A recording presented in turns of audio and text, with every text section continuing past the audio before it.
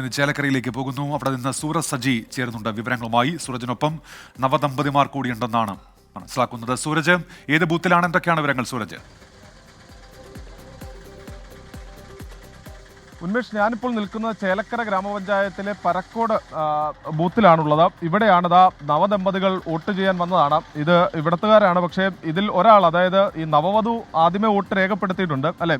പേരെങ്ങനെയാ? അത് പേരൊന്ന് പരിചയപ്പെടും. എവിടെയാ വീട്? എവിടെയാ? അവിടെ വോട്ട് ചെയ്തിരുന്നു? നേരെ വരുന്നത്. പേരെങ്ങനെയായിരുന്നു? ജിഷ്ണു. വോട്ട് ചെയ്യാനായിട്ട് കയറാൻ നിൽക്കുകയാണ്.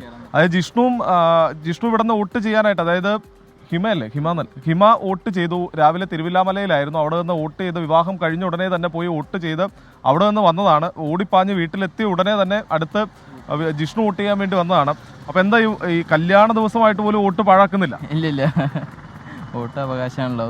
അടുത്ത മത്സരമാണ് ചേലക്കര. അതെ, തീർച്ചയായിട്ടും. അതുകൊണ്ടാണ് വോട്ട് ചെയ്യാൻ തീരുമാനിച്ചത്.